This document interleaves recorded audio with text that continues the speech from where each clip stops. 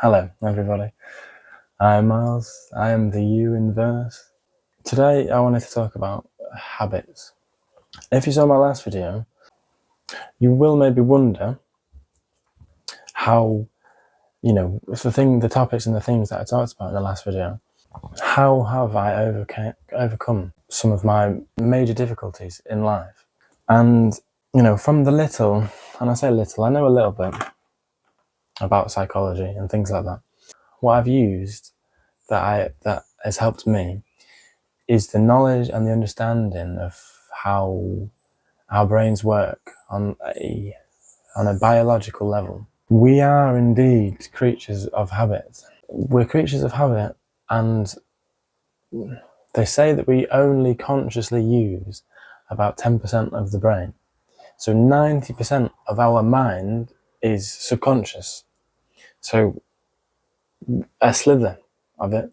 And then what sort of pops up from the subconscious into the conscious mind is even less conscious. Do you know what I mean? It's like we're not really super duper in control of our actions and our path and who we are. It's our subconscious mind that dictates our lives, and since birth, our subconscious mind has been learning and memorizing and configuring things from your past and relaying them back into your conscious mind. And that's how you have been programmed through your subconscious mind from birth. And when we interact with the world consciously, we are still very much subconscious, and we are using our memories and sort of appropriating them for situations. So how we've acted in the past, whatever situation A was in the past, when we come into contact with a similar situation, we tend to almost predict the future, because this is how it happened last time and this is how it happened the time before. So I know that in the future, it's probably going to happen like that again.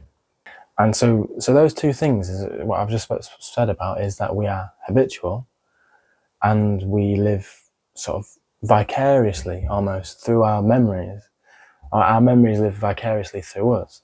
So how do we use this then? So we understand that every moment we've ever experienced in our lives has written something onto our subconscious mind. And so I'll show you how habits are formed with that in mind then. So situation A presents itself, and we move on to situation B. So say someone shouts at you and you get upset. Yeah, that's situation B. Then what do you do with situation B? Well, do you get angry with yourself for being upset? That could be situation C. And then situation C leads you to being bad, doing bad things. And then it leads you back to situation A, where someone's upset at you because you keep doing bad things, and we get stuck in that loop, a habit, like a thought loop. Without awareness, especially without awareness, we can follow that loop for the entirety of our lives until we can arrest it and stop it in its tracks. And that's difficult to do, and that takes time and awareness training, awareness practice. How then have I, because I was stuck in an extremely low vibrating thought loop, I started to really push myself to break certain bad habits. In physics, it's a very common rule of nature almost, that things tend to take the easiest pathway. So in electricity, say there's a big circuit and a small circuit, the electricity is going to stay in the small circuit because it's the path of least resistance. Same as rivers. When a river starts to bow and you get like an oxbow lake, eventually the river will just go, no, I'm not going around, and it'll cut off a big like a D shape in the river, because it's like, why are we bending? We just go straight to it. Naturally, and especially in our brains, we fall into patterns because our brains are not outliers in this. They will follow the path of least resistance. So when you've gone from A to B, one time, then 2 times, then 3 times, your brain gets so trained on what the next step is going to be. So it's almost like sometimes you can even skip situation A because you know that situation B is coming. So it's like you can almost skip moments of happiness because you're predicting that something bad is going to happen eventually. And you can then that's like the devolution of the brain. That's like brain rot. That is brain fog and things like that. When you start to lose your cognitive abilities because you kind of know, you predict the future. So it's like, why even bother? But there's definitely then understanding that we are creatures of habit. We're creatures of ease and laziness. That by what I'm saying, it goes to show naturally, evolutionarily, we are designed to be like easygoing. We're designed to just do things nicely and quickly and efficiently. That's the human brain. We can use this then. We can use the understanding of how our brains make connections to our advantage. And it takes training, as I said, awareness training. If you want to make positive changes in your life, you have to make positive thoughts and turn those positive thoughts into positive habits, following on to the second stage. And as positive thoughts and positive behaviors continue to grow, then we slowly start to transform out of the negativity. And it takes effort and it takes time. So when you start to make positive changes, positive habits, there's going to be so many things, the law of attraction, things like that. Those are real in the sense, you can think of it as some spiritual voodoo stuff, or you can think of it as like, if you were feeling bad and you kept doing bad things, then eventually the world around you would be bad, because it's like you leave a mark on things. You live in squalor. Say if you were depressed, it took you 5 hours to get out of bed, and then you didn't shower, and then blah blah blah, and you didn't clean your room and all this stuff. Eventually, over time, you're gonna be in a pigsty. You're gonna be in a pit. That's like the law of attraction, So when you want positive change, it's like you've become aware of the situation you're in, and you go, I don't want to be part of this anymore. But you're in it. You're stuck in it. Your entire surroundings, everybody you speak to, everything that you do, whatever you've done, is gonna try and hold you back, because you are resonating with that energy. Your energy was in balance with negativity. So when you start to come out of negativity, you're disbalancing. You're out of balance, even though it's horrible. Even though being stuck there is horrible, you're out of sync. So the plate is going to try and fix itself so it can remain stable. But you're like, no, I want to feel good.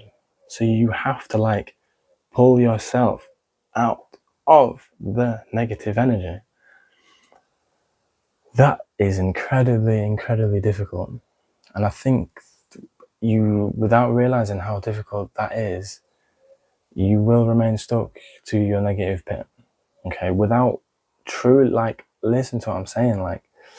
If you are in the depths, you might not be in the depths. I'm just saying, as low as it can get.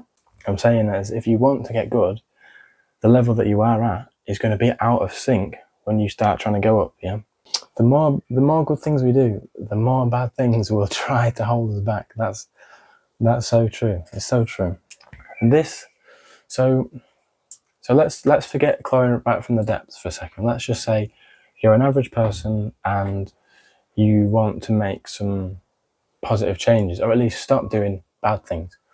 Quit smoking or quit drinking. because of, like I say, the balance of things, you will probably relapse. You will probably do the negative thing you're trying to avoid doing.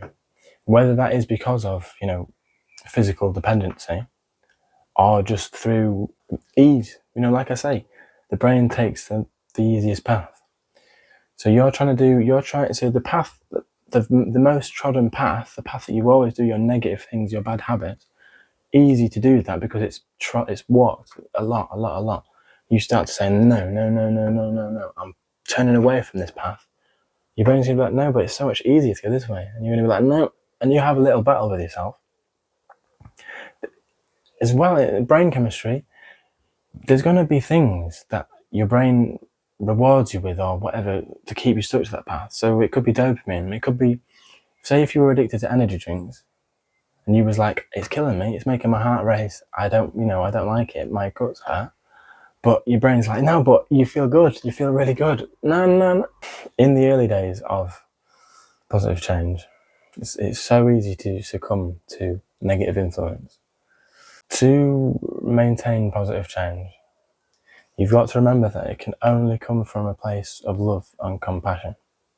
Positive change can't be created through negative means, okay? So even though you start to do that, you're trying to do good things and you fall back into bad habits, it's very easy to be like, you idiot, you've messed up, you keep messing up, why do you keep messing up? That mindset is like, it's almost like a trick, it's like an illusion, because your brain wants to sabotage you. It likes doing the easy thing. It doesn't like doing the nice thing, it doesn't like doing the good thing, it likes doing the easy thing.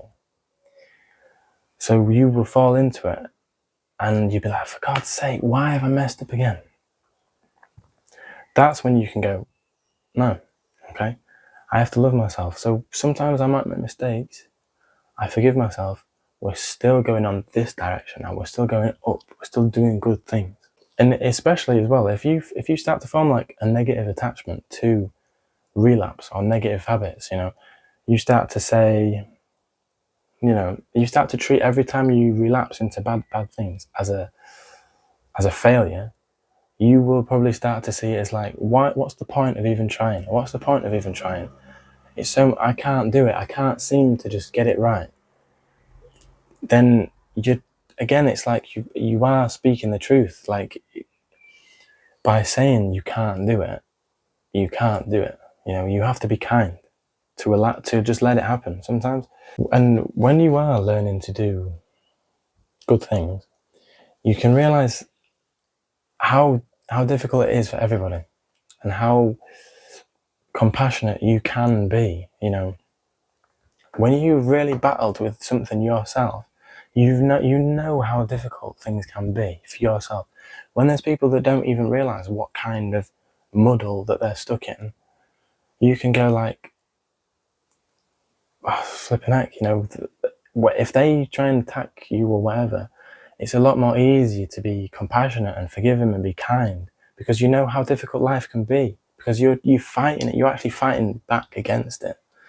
Positive change isn't easy at all. So, take some pressure off yourself.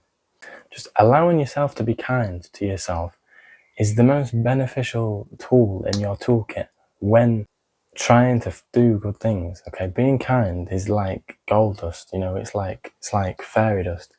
You keep being kind, it's like, yeah, ease and grace and positives and nice things. Yeah, when people are learning to meditate, this is like meditation 101. Okay, when people are beginning to meditate, their mind wanders, as in like a failure, as in like back to ease, and they go, flipping heck, I can't meditate, my mind's too crazy, it's not for me, and they give up. Bringing the attention back to your breath is the meditation, is the goal. The goal is to do that, yeah, to try to remain in the good stuff for as long as possible. When it slips back, you go, oh, I've accidentally done the wrong thing, I'm back, yeah, I can just bring it back with ease and with love. You keep doing that, you keep doing the good things. That's meditation. That is positive habits. And meditation is a positive habit, you see.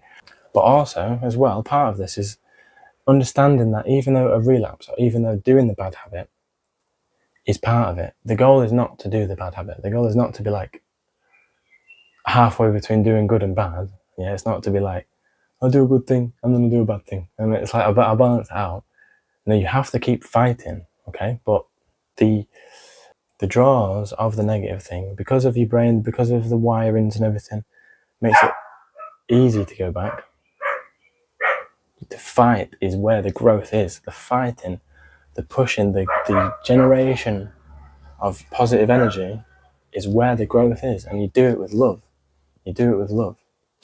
Just to quickly sort of get us back on track, okay?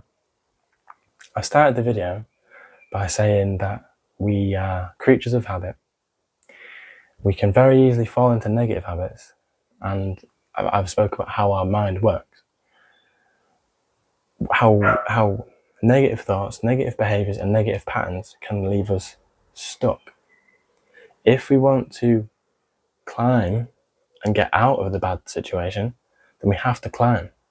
We do that by forming positive habits. Positive habits brings the brain from the path of least resistance to difficulties, but the difficulties is where the growth is, okay? To maintain on the path of growth, you have to remain disciplined. Discipline is, unfortunately, okay, not fun. A disciplined person might seem a not fun person, but they're happier because they're in control, okay? They're doing their best, yeah? A disciplined person may seem like a loser, he's not having fun, he's not drinking. He's on the path, he's got his own stuff to going on, You can't affect a self-actualized person because they know what their journey is. So yours is just noise. Yeah? If you want to be on the pathway to flipping greatness, you have to have discipline. How do we then create discipline? We need to understand what our whys are, okay? Why do we want to do this thing, okay? Why is it there? Why do we want to stop? So smoking, why do we want to stop? Because it's killing us, okay? Then you have to meditate on, and I don't mean meditate like, I mean like think about and like establish at the forefront of your mind your why, okay? Why am I doing this? Your why has to be greater than your want. I want to smoke a cigarette. My why says I want to be healthy. So even though there's so much want, so much want, your why is like, nah, mate, nah. We're done with that. We're going this way. So when you are deciding what to do day to day during your, life and stuff, to maintain on the path of growth, you can filter choices through the why. Okay, so a situation presents itself and you have a choice A and choice B. How do these two choices, yes or no, correlate to my why? Yes, so hang out with your friends, get drunk, do whatever. My why is I don't want to drink. So you'd be like, the no sticks to my why, okay?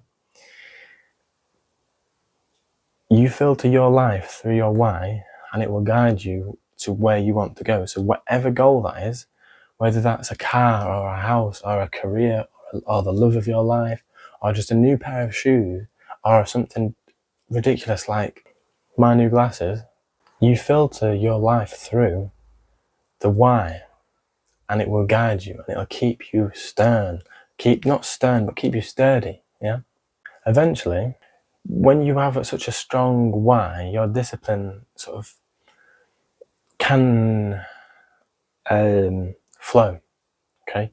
So enough time spent doing the hard things, you can do it with ease, okay? Mike Tyson said that discipline is doing the stuff that you hate doing like you love doing it, okay? Like you love to do it. So if whatever you hate doing, okay, whether it's making the bed in the morning or, whatever that could be, if you do it like you love doing it. I love making the bed. I love it.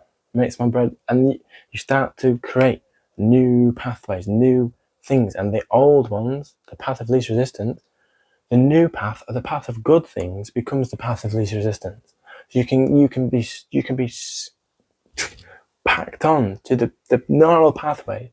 The pathway of least resistance is the good stuff, because you've done it. You kept your discipline. You kept it together, and then the path of least resistance is the good stuff. It's the easy stuff is to be good. That's how beautiful this stuff is. Yeah, I wrote it down. I wrote it down because I like to keep myself, motivated. But I can condense this entire video into just saying, do more good things leads to do more good things. Yeah, it's as simple as that. This entire 20-minute video can be condensed to do good, end up doing more good. You just do more good stuff. You just keep doing good stuff. Positive change is possible. It takes hard work. It takes dedication. It takes commitment. It takes acceptance. It takes patience. It takes love. It takes forgiveness. It takes all of these things that I've discussed in my previous videos. You learn to apply some of these things in your life, and you can start to live with ease, live with confidence, spiritual confidence, because you can learn to live a really cool way through discipline. You think discipline's a terrible word. Discipline is like your friend. Yeah, it is your friend. So how did I, just as like I got out of my slump, my 15-year slump of my life, in the space of like a year, but even hyper growth was in like the space of 4 months. So hyper growth from terror and fear and social anxiety to comfortable with almost anybody in the space of 4 months, and still growing and still getting better, because I did discipline, because I made positive thoughts into positive actions, into positive habits. I started meditating. I started doing qigong. I started doing yoga. I started doing breath work. I started eating healthily. I started exercising. I started speaking to people. All of these things were difficult at the time. They were difficult in the first instance. Now I do them with ease. And I keep pushing myself further and further and further into do the more hard things, the more I can grow through the hard things. Keep crawling through the hard stuff. Now you're not going to stop me. Yeah, no one's going to stop me, because I am in control of my life now. Me, because I did it for myself, and there's nothing more powerful than a guy that got his together. Yeah. Anyway, I hope you've made it this far, because I understand that it's probably been difficult to watch, maybe, or long. I hope I've made sense, because I've sort of ad-libbed, but I've written loads. I've got about flipping 10 pages worth of notes. So anyway, I hope you enjoyed. I really hope you enjoyed, if you've made it this far. And let me know if you like the new intro, because I quite like it. Anyway, I love you all. Thank you for watching. And I'll see you all in the next one, yeah? Namaste. See ya.